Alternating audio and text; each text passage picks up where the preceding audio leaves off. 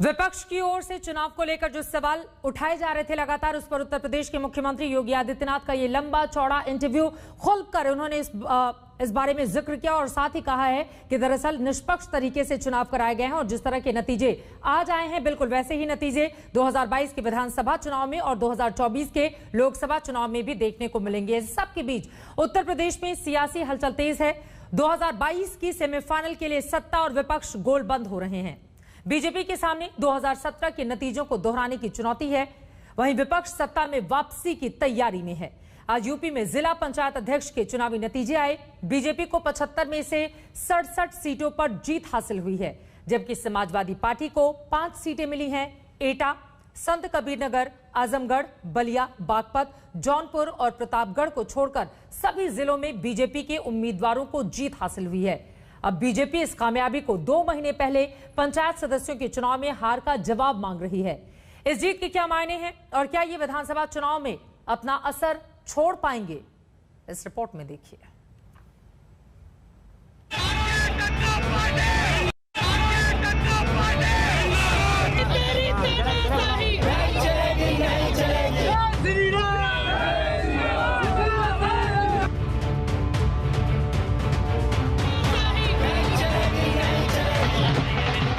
कोई संदेह नहीं कि विधानसभा चुनाव और स्थानीय निकाय चुनावों में फर्क बड़ा होता है।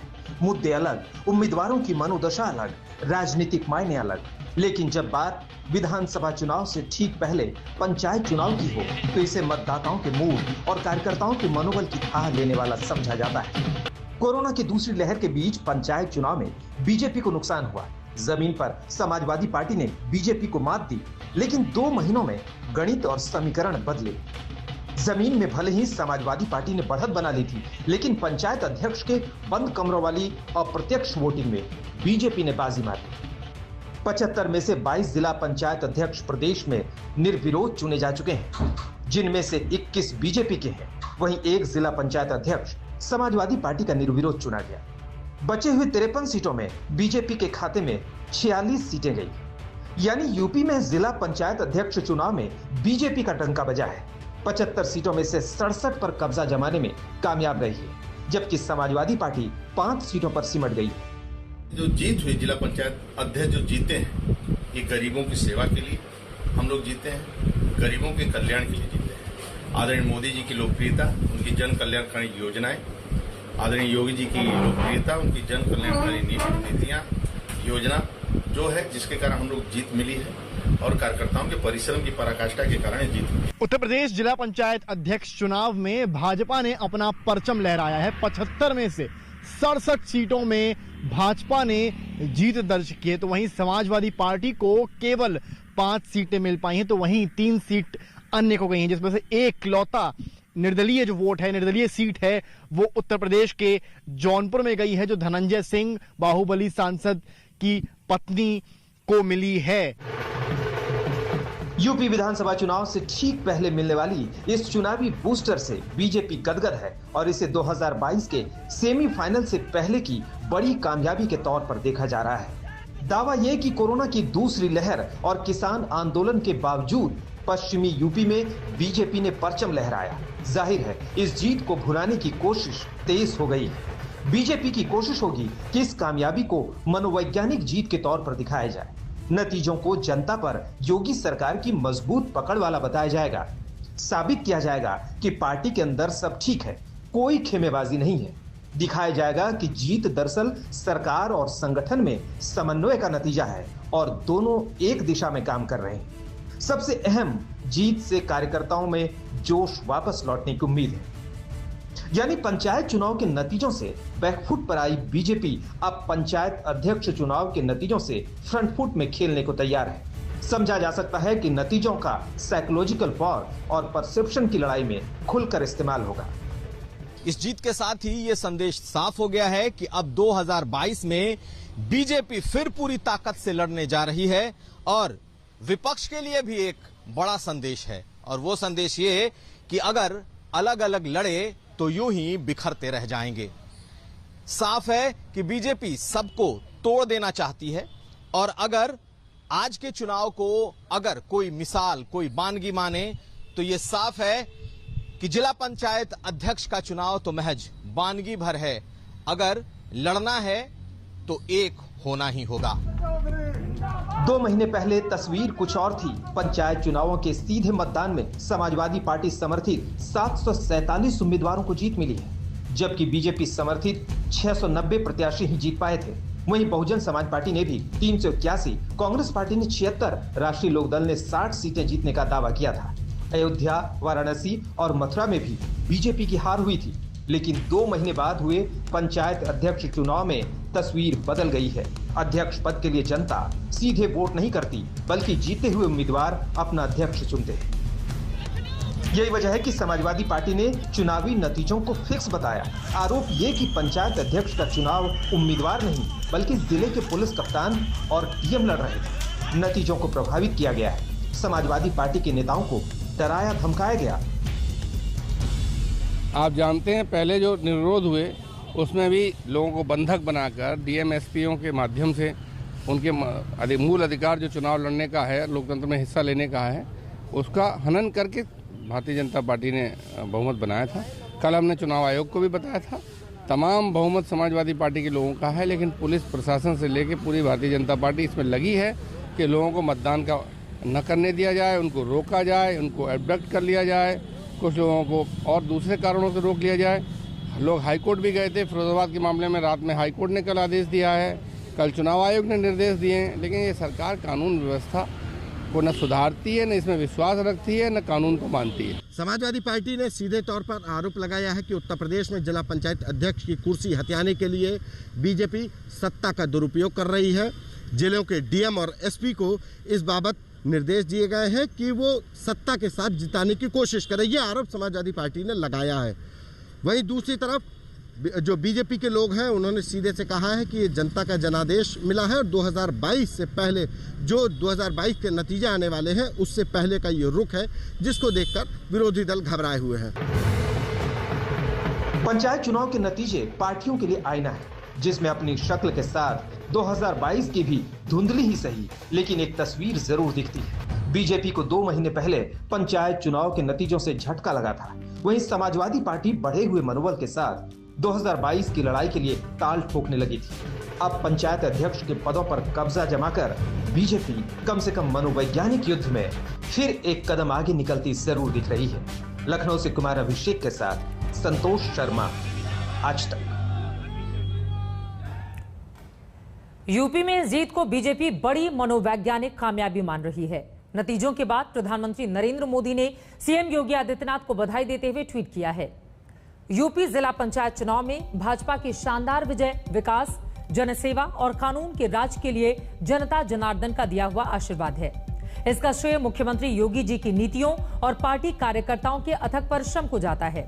यूपी सरकार और भाजपा संगठन को इसके लिए हार्दिक बधाई। प्रधानमंत्री नरेंद्र मोदी का ये ट्वीट है। और अब बात करेंगे यूपी में छोटे दलों की भूमिका की।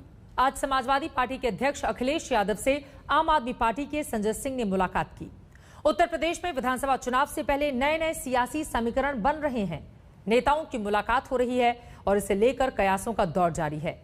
यूं तो इस मुलाकात को औपचारिक बताया जा रहा है, लेकिन चुनाव से पहले इसके सियासी मायने भी निकाले जा रहे हैं। उधर ओवैसी भी यूपी में बिहार वाली कामयाबी दोहराने की कोशिशों में लगे हुए हैं। ये एक शिष्टाचार की मुलाकात है, इसके और कोई मायने नहीं।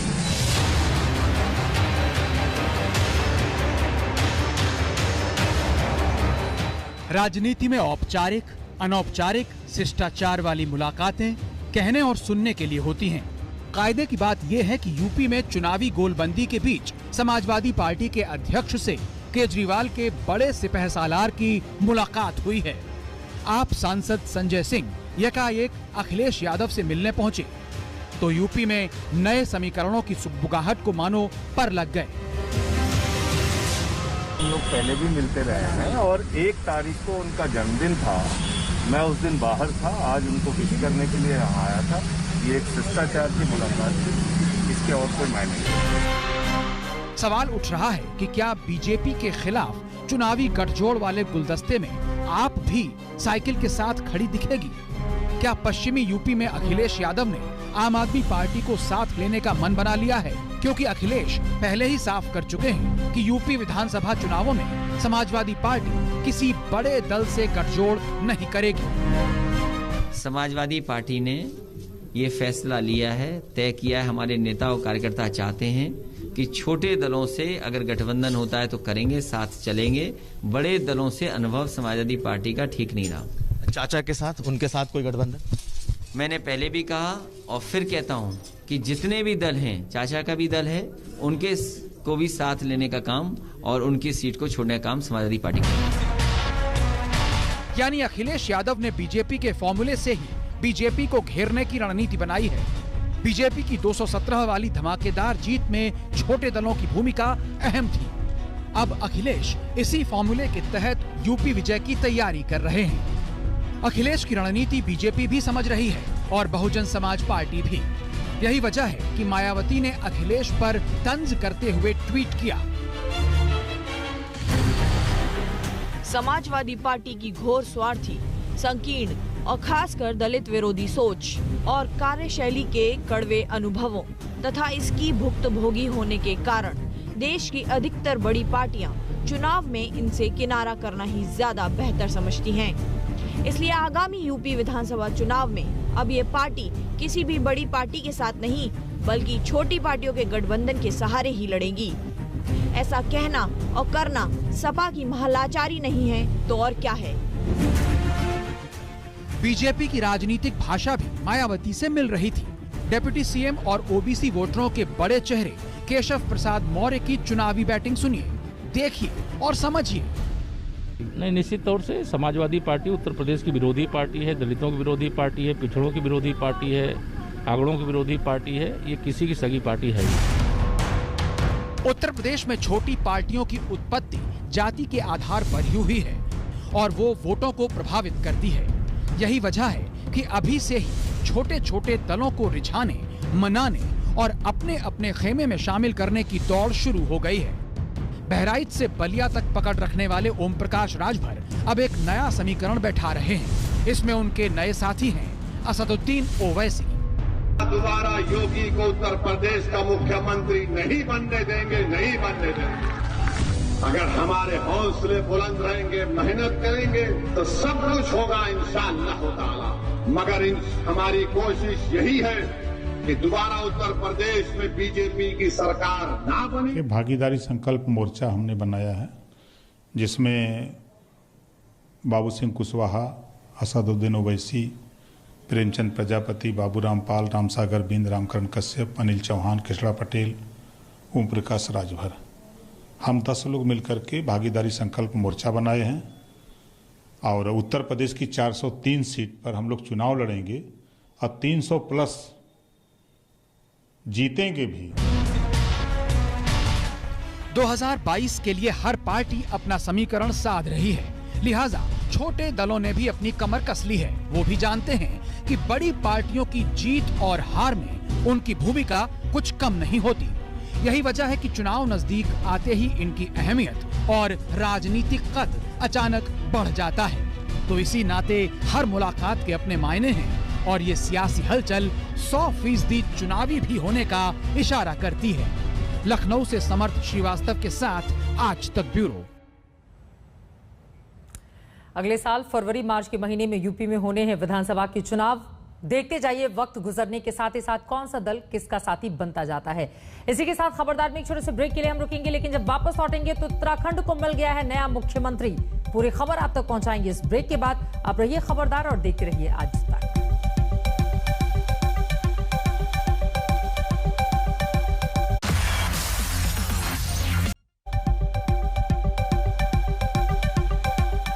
खबरदार में एक बार फिर से आप सभी का स्वागत है। आपके साथ मैं हूं चित्रा त्रिपाठी। लेकर चलते हैं उत्तराखंड। उत्तराखंड को आज 4 महीने में अपना तीसरा मुख्यमंत्री मिल गया है। पुष्कर सिंह धामी राज्य के 11वें मुख्यमंत्री होंगे। उनके नाम पर शनिवार आज दोपहर बीजेपी विधायक दल की बैठक में मुहर लगी। यह बैठक देहरादून में केंद्रीय मंत्री नरेंद्र सिंह तोमर की मौजूदगी में हुई थी। बीजेपी सूत्रों के मुताबिक बैठक में किसी दूसरे नाम की चर्चा तक नहीं हुई, सिर्फ पुष्कर सिंह धामी का नाम रखा गया और सबकी सहमति से उन्हें अगला मुख्यमंत्री चुन लिया गया। जिसके बाद पुष्कर सिंह धामी के साथ बीजेपी के सभी नेता राजभवन पहुंचे और राज्यपाल बेबी रानी मौर्य से मिलकर सरकार बनाने का दावा पेश किया।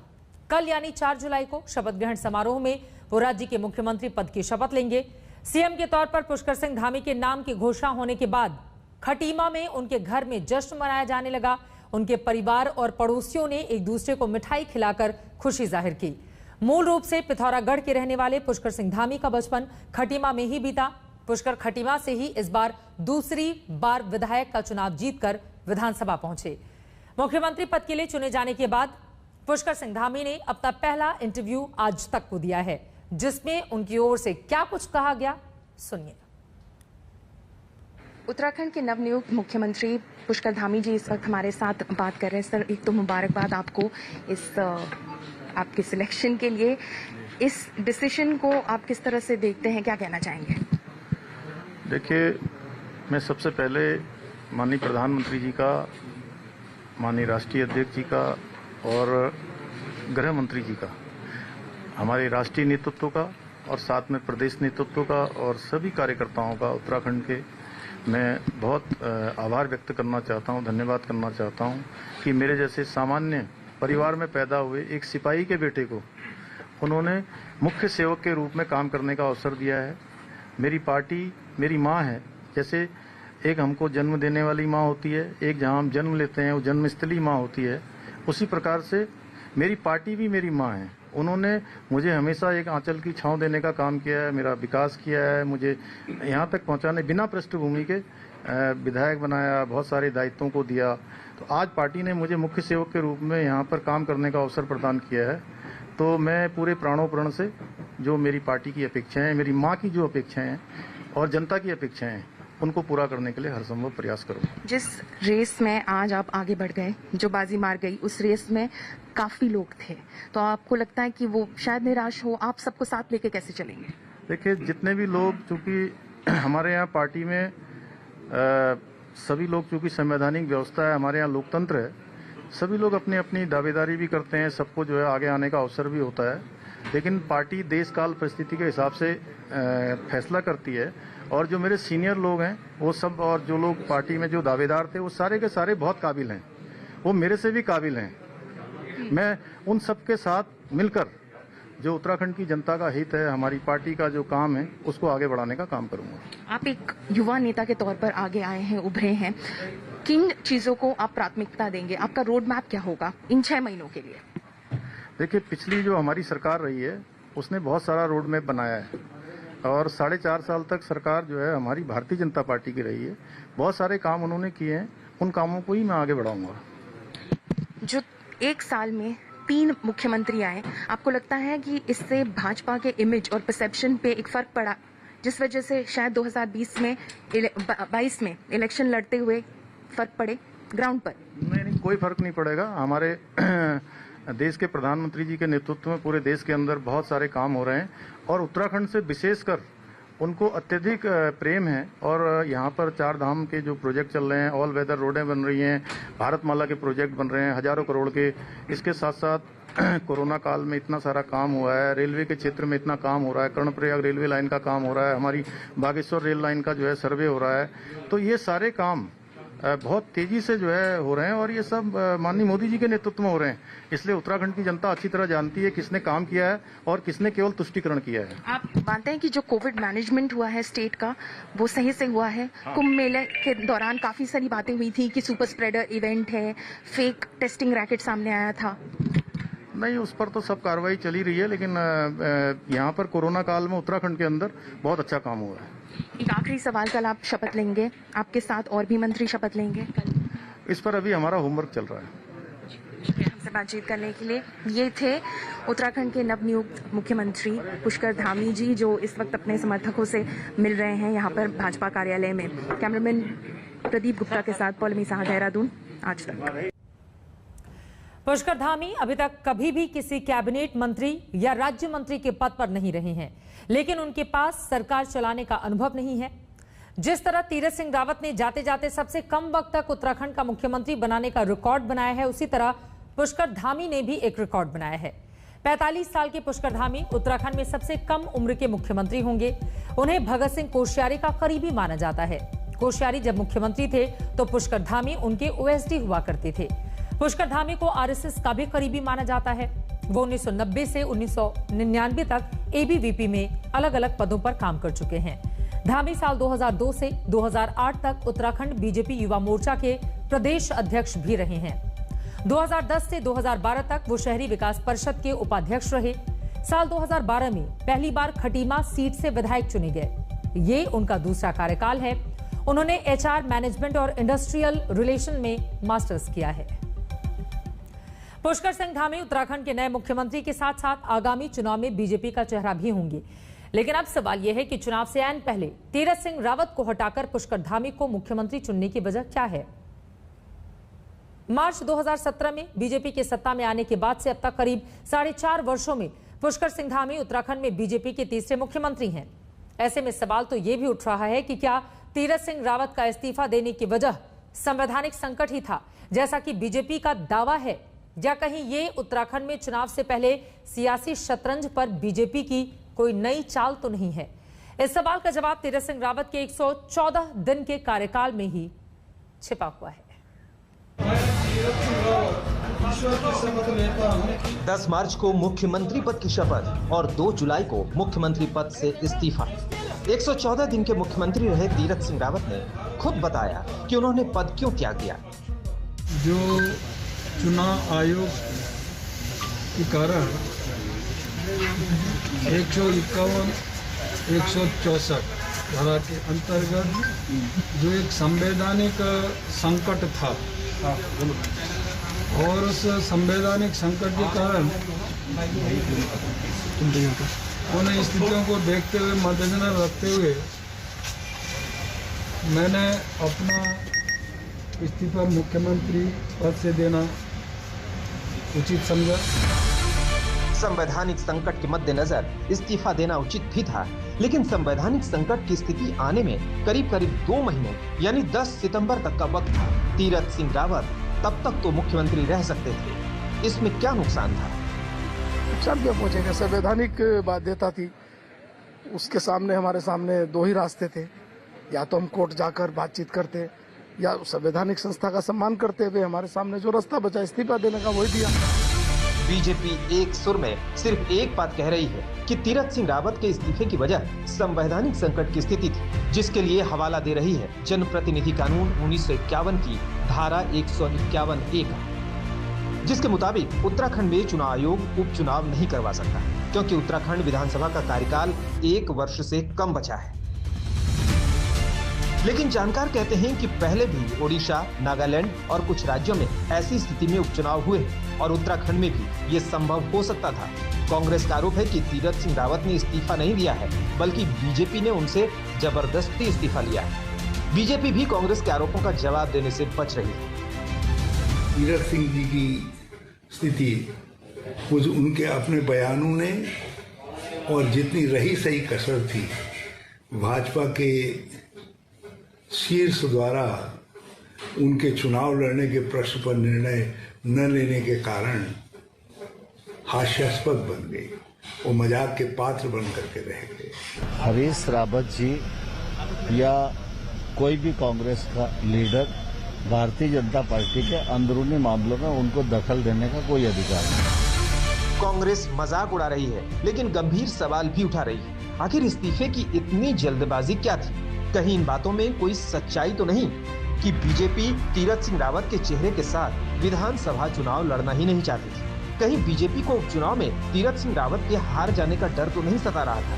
कहीं बीजेपी को ऐसा तो नहीं लगा कि तीरथ सिंह रावत के नाम पर चुनाव लड़ने से पार्टी में फूट पड़ सकती है? अगर ऐसा नहीं होता तो तीरथ सिंह रावत को मुख्यमंत्री बनाए रखने का कोई न कोई रास्ता तो बीजेपी निकाल ही लेती। ये आम आदमी पार्टी का दावा है। बीजेपी इतना घबरा गई, इतना डर गई है कि अगर गंगोत्री के उपचुनाव में आम आदमी पार्टी और आम आदमी पार्टी के प्रत्याशी कर्नल अजय कोटियाल साहब वो उपचुनाव जीत जाते हैं और उत्तराखंड के बीजेपी के मौजूदा मुख्यमंत्री चुनाव हार जाते हैं, तो भाजपा किसी को मुंह दिखाने लायक नहीं रहेगी। भाजपा की तो हालत इतनी खस्ता हो जाएगी कि कोई शायद भाजपा की ओर फिर देखे ही ना। इस डर से, आम आदमी पार्टी के और कर्नल अजय कोटियाल के डर से भाजपा ने आज अपने मुख्यमंत्री को बदलने का फैसला ले लिया कि कहीं अब इन्हें उपचुनाव में न उतारना पड़े। जानकार भी मानते हैं कि तीरथ सिंह रावत का इस्तीफा संवैधानिक संकट से ज्यादा उत्तराखंड में राजनीतिक संकट से निकलने की बीजेपी की रणनीति का हिस्सा है, क्योंकि 4 महीने में तीरथ सिंह रावत कोई ऐसा करिश्मा नहीं कर पाए कि उन्हें आगामी चुनाव का चेहरा बनाया जा सके। कोरोना की दूसरी लहर के दौरान सरकार की लापरवाही से भी लोग नाराज थे। कोरोना की दूसरी लहर के बीच ही कुंभ के आयोजन को अनुमति देने के फैसले पर भी काफी विवाद हुआ। कुंभ के दौरान कोरोना जांच के नाम पर फर्जीवाड़े में तीरथ सिंह रावत के करीबियों का नाम उछला और बाकी रही सही कसर मुख्यमंत्री रहते हुए तीरथ सिंह रावत के विवादित और बेमतलब बयानों ने निकाल दी, जिसका नतीजा ये हुआ कि कुंभ से पहले शुरू हुई तीर्थ यात्रा 4 धाम से पहले ही खत्म हो गई। दिल्ली से हिमांशु मिश्रा के साथ दिलीप सिंह राठौड़, देहरादून, आज तक। उत्तराखंड बनने के करीब 21 वर्षों में आज राज्य को अपना 11वां मुख्यमंत्री मिल गया है और जाते जाते तीरथ सिंह रावत सबसे कम वक्त तक उत्तराखंड का मुख्यमंत्री रहने का नया रिकॉर्ड भी बना गए हैं। इसे 10 मार्च को मुख्यमंत्री पद की शपथ लेने से लेकर 2 जुलाई को इस्तीफा देने तक तीरथ सिंह रावत 114 दिन के मुख्यमंत्री रहे। इसके पहले यह रिकॉर्ड भगत सिंह कोश्यारी के नाम था, जो 122 दिन मुख्यमंत्री रहे थे। 21 वर्ष के इतिहास में उत्तराखंड ने 8 मुख्यमंत्री देखे, लेकिन अकेले नारायण दत्त तिवारी ही ऐसे मुख्यमंत्री रहे जिन्होंने अपना 5 साल का कार्यकाल पूरा किया। उत्तराखंड के पहले मुख्यमंत्री नित्यानंद स्वामी 9 नवंबर 2000 से 29 अक्टूबर 2001 तक 354 दिन मुख्यमंत्री रहे। उनके बाद भगत सिंह कोश्यारी 30 अक्टूबर 2001 से 1 मार्च 2002 तक 122 दिन मुख्यमंत्री रहे। नारायण दत्त तिवारी 2 मार्च 2002 से 7 मार्च 2007 तक 5 साल 5 दिन के मुख्यमंत्री बने। उनके बाद मुख्यमंत्री बने भुवन चंद्र खंडूरी का कार्यकाल 2 साल 111 दिन का रहा। रमेश पोखरियाल निशंक जून 2009 से सितंबर 2011 2 साल 75 दिन पद पर बने रहे। भुवन चंद्र खंडूरी दूसरी बार भी सितंबर 2011 से मार्च 2012 के दौरान 184 दिन ही मुख्यमंत्री रहे। उनके बाद मुख्यमंत्री बने विजय बहुगुणा 1 साल 324 दिन, हरीश रावत 3 साल 2 दिन, त्रिवेंद्र सिंह रावत 3 साल 357 दिन, तीरथ सिंह रावत 114 दिन मुख्यमंत्री रहे। तीरथ सिंह रावत अब पूर्व मुख्यमंत्री हो चुके हैं, लेकिन सबसे कम वक्त तक उत्तराखंड का मुख्यमंत्री रहने के बावजूद उन्होंने अपने बयानों से खूब सुर्खियां बटोरी। तीरथ सिंह रावत के फेयरवेल के मौके पर हमने उनके करीब 4 महीने के कार्यकाल के 4 सबसे विवादित बयानों का गुलदस्ता तैयार किया है। जहाज में जब बैठा तो मेरे पड़ोस में बगल में एक बहन जी बैठी थी और बहन जी बैठी थी तो बातचीत हुई, बाबा के बगल में बैठी है। लेकिन मैं जब उनकी तरफ देखा, मैं कहा बहन जी कहाँ जाना है? दिल्ली जाना है। हस्बैंड कहाँ है? जीएनयू में प्रोफेसर है। तुम क्या करती हो? मैं एक एनजीओ चलाती हूँ। एनजीओ चलाती है, घुटने फटे दिखते हैं, समाज के बीच में जाती हो, बच्चे साथ में हैं, क्या संस्कार दो? मोदी का चमत्कार है। मैं तो कई बार कहता हूँ लोगों को, द्वापर में त्रेता में राम कृष्ण हुए हैं और राम ने भी यही समाज का काम किया था, इसलिए भगवान मानने लगे। आने वाले समय में नरेंद्र मोदी को भी उसी रूप में हम मानने लगेंगे। वह काम नरेंद्र मोदी प्रधानमंत्री इस देश के अंदर कर रहा है, उसकी जय जयकार। इसलिए सबको कह रहे हैं तो मोदी है तो मुमकिन है। और हर घर में पर यूनिट 5 किलो राशन देने का काम किया। जिसके 10 थे तो 50 किलो आ गया, 20 थे तो क्विंटल आ गया, 2 थे तो 10 किलो आ गया। लोगों ने स्टोर बना लिए, खरीदार सामने ढूंढ लिए। इतना बढ़िया चावल आया, कभी अपने आप भी लिया नहीं सामान्य जीवन में। वो एक केवल एक घर के अंदर सिमटे हुए थे और यहाँ तो फैला हुआ, यहाँ खुले में, यहाँ ओपन है और गंगा के पास है। माँ गंगा का अप्रैल धारा का पूरी तरह बहाव, आशीर्वाद ये सब लेके जाएंगे, तो उससे तुलना नहीं करनी चाहिए। ये बल्कि होना ही नहीं चाहिए उससे तुलना, अगर कोई विषय होता है ना। तोल मोल कर बोलना कितना जरूरी हो जाता है, पूर्व मुख्यमंत्री के इन 4 बयानों के जरिए आपको समझ में आ गया होगा। इसी के साथ खबरदार में छोटे से ब्रेक के लिए हम रुकेंगे, फौरन लौटते हैं, कहीं जाएगा मत, आप देखते रहिए आज।